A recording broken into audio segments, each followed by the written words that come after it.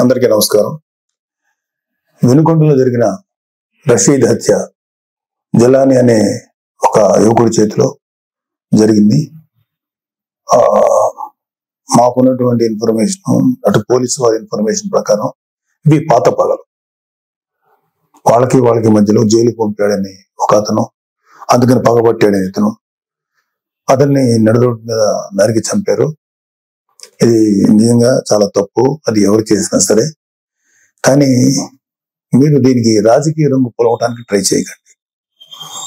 మీరు first point, YCP నేత జగన్మోహన్ రెడ్డి గారికి మర్యాదపూర్వకంగా చెప్పేది ఏంటంటే, ఇంతకాలం మీరు శవ రాజకీయాలు చేసే ఎంత దూరం వచ్చారు. జనాలు మీరు చెప్పే మాటల్ని నమ్మటం ఎప్పుడో మానేశారు. ఖచ్చితంగా ఈ హత్యకి సంబంధించి మేము కూడా ఖండిస్తున్నాం.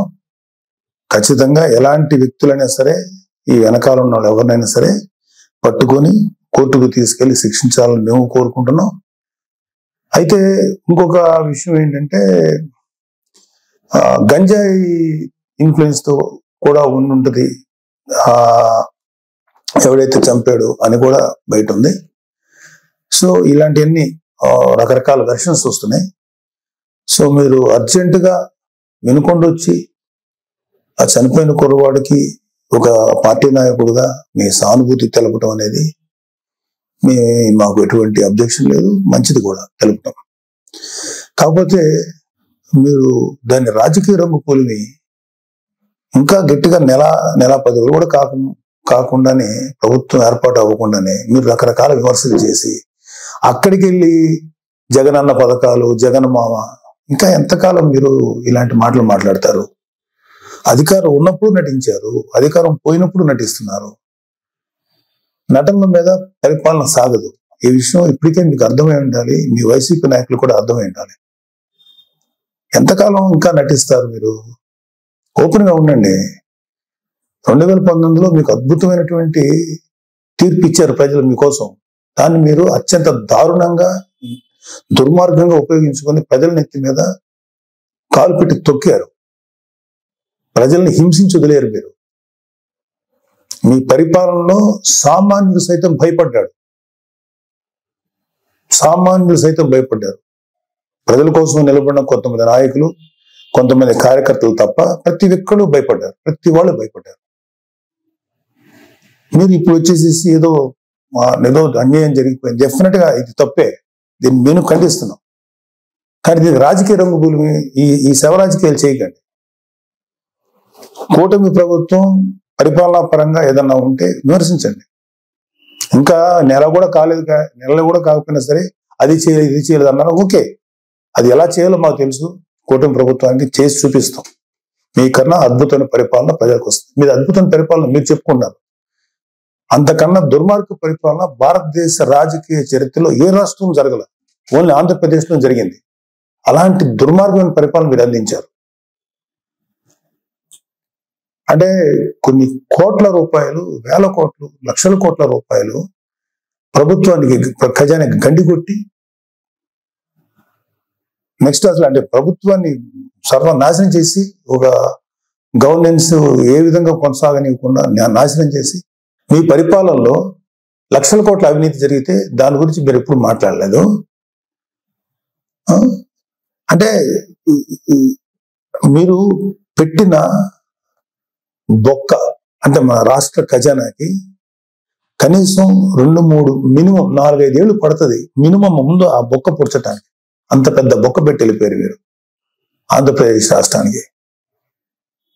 అర్జెంటుగా అది చేయలేదు, ఇది చేయలేదు. నెల రోజులు కూడా కాలేదు స్వామి. 2019లో పరిపాలన మొదలుపెట్టినప్పుడు 6 నెలలు మాట్లాడలేదు ప్రతిపక్షంలో ఉన్నాం మేము. మీకు అర్జెంటుగా వచ్చేసి అది చేయలేదు, ఇది చేయలేదు. చేస్తారు, ప్రతిదీ చేస్తుంది కూటమి ప్రభుత్వం, ప్రతిదీ చేస్తుంది. చంద్రబాబు నాయుడు గారు కానీ, పవన్ కళ్యాణ్ గారు కానీ నిబద్ధత ఉన్న మనుషులు. ఎలా చేయాలో అలా చేస్తారు. ప్రజలకు ఎంత మంచి చేయాలో చేసి తీరుతారు. మీలాగా పర్ఫార్మెన్స్ లో దొంగ మాటలు చెప్పి తప్పించుకునే వ్యక్తులు కాదు, గుర్తుపెట్టుకోండి.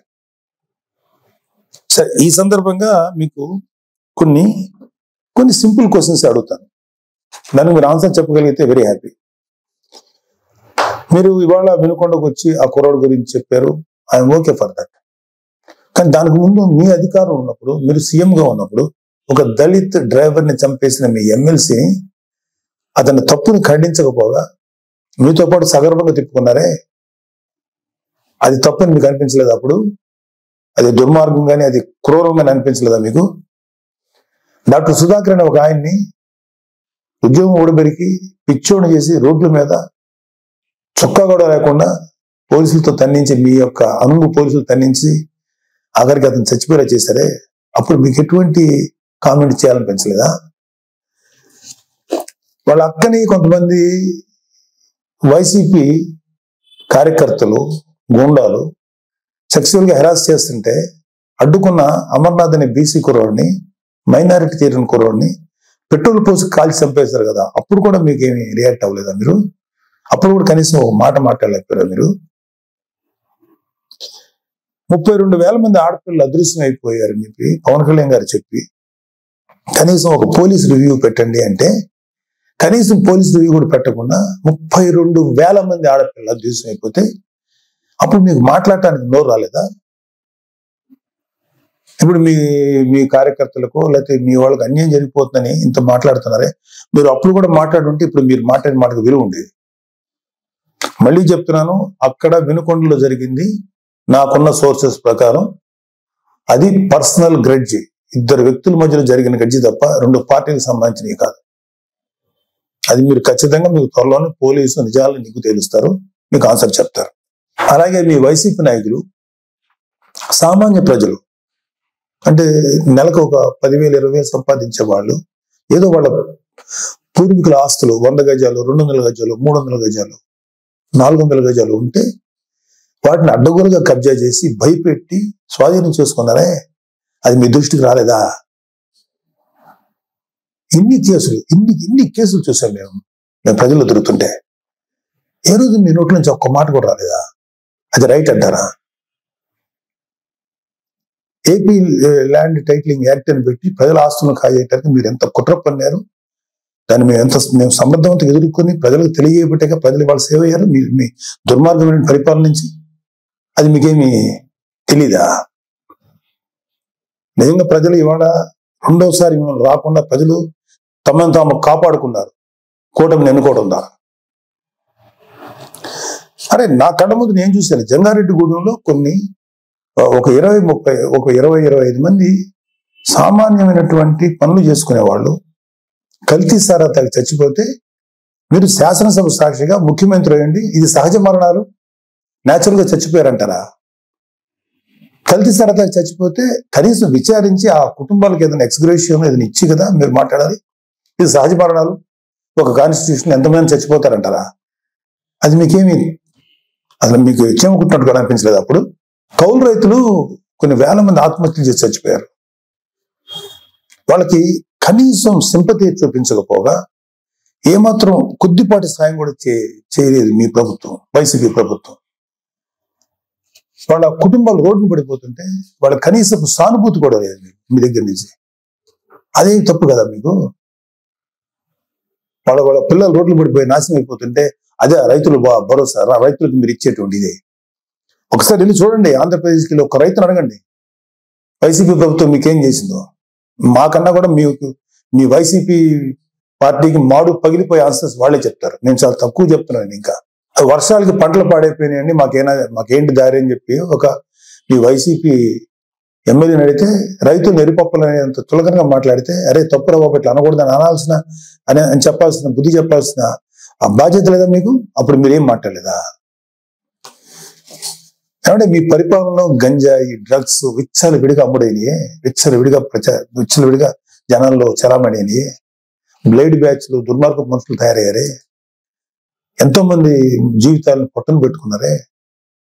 ఆ గంజాయిని ఆపాలను లేకపోతే ఆ డ్రగ్స్ ని కంట్రోల్ చేయాలనేటువంటి ఆలోచన మీకు రాలేదా? ఎందుకు వస్తుంది? మీ ఎమ్మెల్యేలు మీ కార్యకర్తలు ఎవరైతే ఉన్నారో ఇలాంటి పనులు చేసి వాళ్ళు అడ్వాంటేజ్ పొందుతున్నారు కాబట్టి మీరు కూడా ఏం మాట్లాడలేదు.